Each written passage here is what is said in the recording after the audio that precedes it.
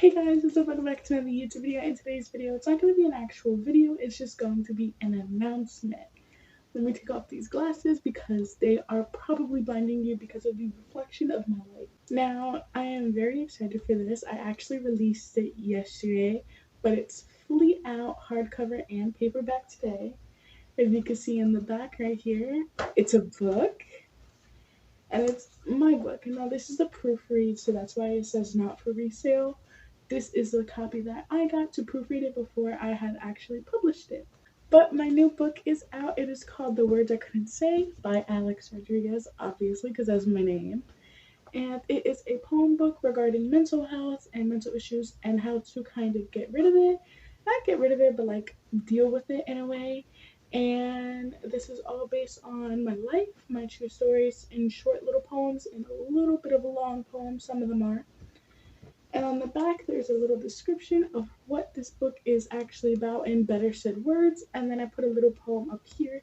So let me read it for you guys. The Words I Couldn't Say is a poem book that dives deep into the author's feelings growing up while dealing with mental issues such as depression, anxiety, self-harm, eating disorders, bipolar, ADHD, etc. These poems give an in-depth and relatable feeling of what she thought and how she felt while dealing with them. This book is strongly recommended to teens and adults who experience or know someone who experiences one or many issues listed above. Everyone needs somebody. This book will help you get inside the mind of a mentally ill person and will also help you figure out the words we can never say out loud. Now, this book is available for purchase on Amazon. Currently only just Amazon. I have not uploaded it to like Barnes & Noble or anything yet, but I am going to try to put that in the works and get it done. There is only paperback, which this is the paperback, and the hardcover, which I currently do not have right now. It is still on its way. The back of the book says, but still, even after spilling her guts out, she still struggled. Struggled to speak, eat, sleep, breathe, and think. I'm gonna give a little bit of an explanation on that. It's just gonna be a little short one. Basically, the reason why I wrote that is because even after you tell somebody or you write down your feelings, writing down my feelings actually helped me a lot more than I thought it would. But just telling someone a little bit of what was going on really didn't help me. It kind of messed with me and made me overthink more, and it made me not be able to eat, it made me not be able to think right, it made me not be able to sleep. It made me like start having panic attacks because I'm like, did I say too much? Did I say too little? What did I do? Like I just started freaking out. So even after I spilt my guts out, after I told someone something, I still felt trapped because I didn't tell them the full truth. I only told them bits and pieces because I didn't want them to think differently of me. So when you first open the book, it just says The Words I Couldn't Say by Alex Rodriguez. And then when you flip the page, there's inspirations. And it says, inspired by Ry Reid, Kathleen Glasgow, Megan Marie, and Zoe Peters, or Zoe Peters. I'm pretty sure it's Zoe Peters. Now, you guys are probably like, who are all those authors or people? Ry Reid is a author, as well as Kathleen, Megan, and Zoe, or Zoe. They're all authors, but the reason why I implemented them in this book is because their poem books are actually what drove me to write my own. And the poem books that actually inspired me was Pink Grapefruit and A Well of Thoughts by Ry Reid, Girl in Pieces by Kathleen Glasgow, Behind the Cuts by Megan Marie, and Show Me Your Scars by Zoe or Zoe Peters. So the words of wisdom says, people aim for perfection. So the words of wisdom says, people's aim for perfection is what causes you distress. No one ever wants to be seen as messy, distraught, sad, or angry. In this book, we acknowledge everyone's differences in emotions and actions. As you read these poems, remember it is okay to be different. The difference in everyone makes you more likely to succeed than the average person who would copy everybody else. Be your own person, or you'll never be able to find the greatness living inside of you.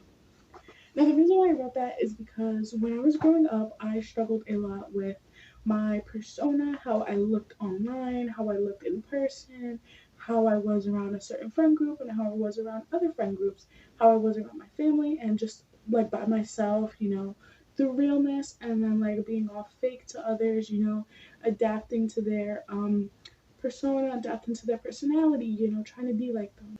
But it wasn't until actually earlier this year when I realized that copying everybody else's personality is not cute, like it's not fun, and it really mentally drains you. So I ended up deciding I'm gonna be my own person, and if nobody likes that, oh well, you can hate me, you can dislike me, it doesn't really bother me. Which is why I'm very careless now as of how people's perspectives are on me. But I used to be really caring about that. I used to worry, I used to cry myself to sleep every night, like, what do they think of me because I did this? But now it's just like, okay. But the reason why I said be your own person or you'll never find the greatness living inside of you is because if I didn't decide to step away from all my old friend groups or my friends that I have now, but like I don't really like, I don't act like them anymore. I'm my own person instead of just copying them. If I just kept copying them, I wouldn't have made a book. I wouldn't have been where I'm at right now. I wouldn't have just passed my driver's test. I wouldn't have done none of that stuff. I would have just been really down in the dumps, still doing drugs, still like drinking a lot, still doing a lot of things that aren't good for me, and just saying a lot of hurtful things to other people and to myself. Whereas now it's like, now that I'm my own person, I have a book coming out, I passed my driver's test, I'm getting my driver's license, I'm in college. And when I was around those friends, I wasn't in college, I wasn't doing anything good for myself. I was down in the dumps, I was being a bad child. I mean, I still am, but like, not like, oh, getting suspended from school because I'm fighting everyone every 5 seconds, nothing like that. Now it's just like little things here and there, like my grades, they're a little wonky, but that's normal. Like, that's not getting in trouble per se, but it's different from how I used to be. I was arrested, and now like nobody knows that, but yeah, like a lot of things in my life happened at a very young age when I was younger, last year, this year. So I decided to just like change things about myself because I had always said I wanted to do this, I want to do this, I want to do this, and I never did it. So you'll never be able to strive, you'll never ever be able to find the greatness inside of you if you're so attached to someone else, whether it's them personally or their personality, the way they act, what they got, how you think you want it. Like, it's just not something you really want. Don't attach yourself to it. I would rather be my own person I am today than be myself last year or a few years ago and have these little things that I copy people off of and then never feel happy about it, never feel my own joy or like emotion towards it. And I'm just like, oh yeah, ha ha ha, instead of actually caring enough and living up to what I want to. And I never wanted to do the things people wanted, but I didn't want to be like, shunned or like disappointed in by my friends. So I was like, yeah, let's do it. But now it's something completely different. Now we're gonna look at about one or two poems from my book, and then we're gonna end off the video because this video is actually really long about just talking about a book. So I apologize for that. One of the poems that are in about the end of my book is called Helping Hand, and I'm going to read it to you guys and then explain a little bit of why I wrote it and what it means. The poem Helping Hand says, "The best thing you get from having depression is knowing how to help others. I may not be able to feel good myself, but if I can help someone, it proves that I'm not hopeless. It'll show that I'm not useless. It'll prove I'm not completely fucked up." Now, Helping Hand's poem, it basically explains how I always felt useless because of me being mentally ill and me having depression and anxiety, being suicidal. I felt hopeless, I felt useless, I felt like there was no point of being there. But when my friends would come to me and offer help, and I would just carelessly, like, help them, I would be like, oh, don't worry about it, I'll help you, I got you, always offering a helping hand.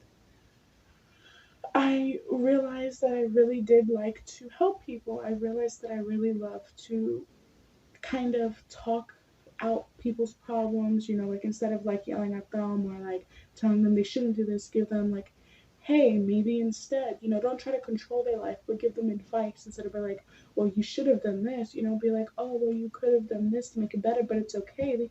Like, people make mistakes.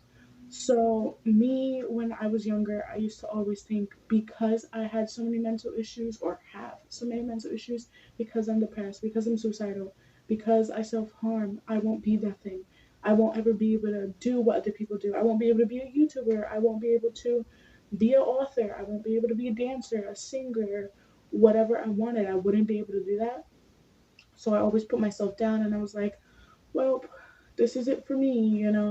I have depression. That's that. We're just going to leave it at that. We're not going to try. We're just like, oh, whatever. Like, that's it for me. But I realized that's not true. And so that's why I'm actually being a psychology major right now because I like helping people so much and I want to get to know more about certain things I don't know 100% about. And so that's why I major in psychology. That's one of the reasons, at least. But being a helping hand, being someone who can help, just this book alone could help thousands of people, or maybe just even two, three. And that's good enough for me. Like, I want to help as many people as I can. And if I'm not able to physically be there to help them or verbally be there to help them, my book can help them.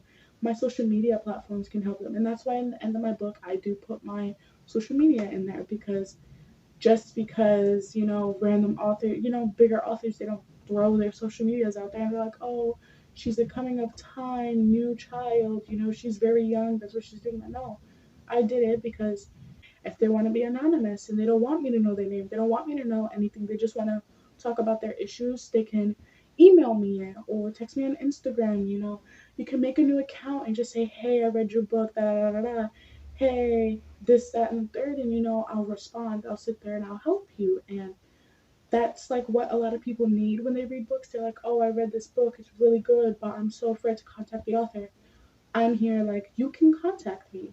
There could be 30,000 people texting me, and I will still find my way to respond to you. I am a quick responder, when at least I try to be, but I usually am. I respond really quick, and that's because I feel like that's what I would want, at least. Like, if I text somebody, I would want them to respond back fast unless they're busy. But, like, if someone needs help, I'm going to respond as fast as I can. So that's why I put my contact info in the back because I wanted people to be able to reach out to me if they don't feel comfortable talking to a counselor, a teacher, their parents. I was like that too. I didn't even feel comfortable talking to friends I knew. I would rather talk to a random person about my problems and then block them rather than sit there and have a 30,000-year conversation with my friend and then them, act all different, or my parents and then them want to act all different and try to baby me, talking to someone random who like knows about it, who knows about like mental health and mental issues, and they experienced it, not just like knowledge about it, but they actually experienced it. That helps more than someone who's just like, yeah, I read about it, I can try to help you. Like, I actually went through it, so I can give you help, I can offer you what you need, and also sit there and be like, I went through something similar to that, or I went through something exactly like that too. Here's what I did to do it, or here's what I should have done because I did what I did wrong. I try to help them, but also put my experiences in it and be like, I understand. Because if you're just like, oh, well, you should do this, they're looking at you like, oh, you probably never went through it. But if you're giving them, the attention, you're giving them the emotion, you're showing that you can click with that, that you can understand that, and that you've been through it, they will help. And they will understand it. They will feel more comfortable to talk. So that's why I put my socials in there. A lot of people, well, not a lot of people, but like two people asked me, and they were confused. They were like, why'd you put your socials in there? It's a book.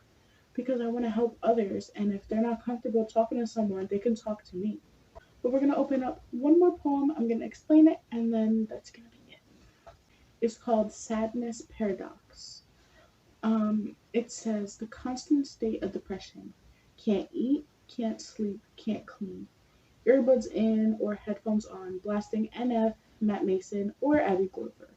Never stepping into the real world, always in your shell. Fading away slowly. No. Now, sadness paradox is actually what I still do sometimes when I'm feeling sad, when I'm feeling numb, when I'm not feeling the best mentally. I'll grab my headphones or my earbuds, whatever. I usually use my earbuds like my little AirPods, but if I don't have them, I use my TWS earbuds. If not, I'll just use like my gamer headset and I'll just put it on, plug it into my phone. Those are my headphones. And I'll listen to those three musical artists, NF, Abby Glover, or Matt Mason. But I basically just listen to them all the time. I listen to them 24/7, especially when I was sad. I would just sit in my room, feel numb, empty. I wouldn't want to eat. I couldn't sleep. I would stay up for like a week and not sleep. Like, not even like being sarcastic or anything. I would literally stay up every single night, no sleep, no naps, no nothing. Just coffee and energy drinks, constantly smoking because like I just couldn't sleep. I wasn't able to. I don't know why. It wasn't because of my insomnia, which I have. It was just, I just couldn't put myself to sleep. I don't know why. I couldn't eat because of my eating disorder, and it like really kicks in when I'm sad. So I wasn't able to eat, I wasn't able to sleep, and I didn't want to clean my room. And my room was always messy. That's how I kind of like, I would want to clean, but I was like, oh, I'll do it tomorrow. I can't get up. I don't feel like it. I'm not in the mood, you know. Just be really moody and really like kind of sad to where I don't want to get up. Yeah, so that does it for today's video. I hope you guys enjoyed. I know I double posted today, but that's okay. I just gotta edit this real quick, and I'll see you guys in the next video. I love you all. Peace.